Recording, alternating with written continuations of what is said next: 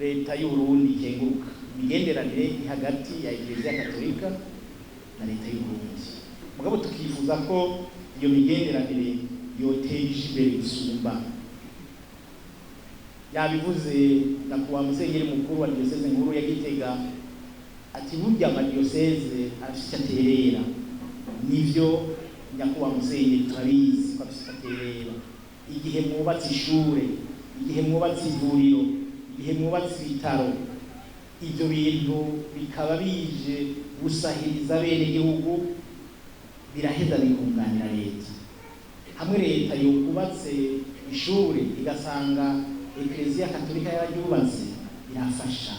Turifuza rero yuko iyo migenderanire myiza kugufasha abene igihugu, erega Eklezia Katolika na leta twese turaba mu bene igihugu, twese dufasha mu bene igihugu, twese dushaka gukorera mu bene igihugu. Naco gituma rero gufatikanya, gufashanya, guhanahana ivyiyumviro ari vyiza cane, bica bituma abene igihugu tujejwe boroherwa.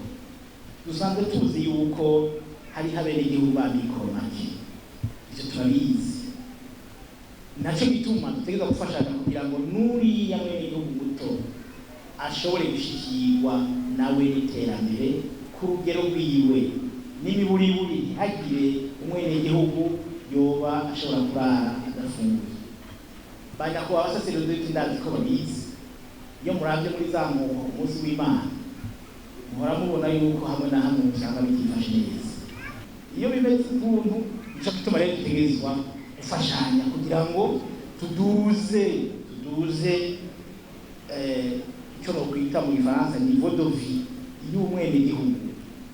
Dufashanye Eklezia Katolika ifashanye na leta, ntidukore kubiri, ntidukore isabi, dufashanye. Kandi nitwafashanya tuzosanga tugeze kure, kuko banyakubahwa abepiskopi mwebwe murashika henshi, murabonana n'abantu benshi bashobora kugira icyo bafashije mu iterambere y'aba ba Kristo, aba bavukanye ba Kristo bato.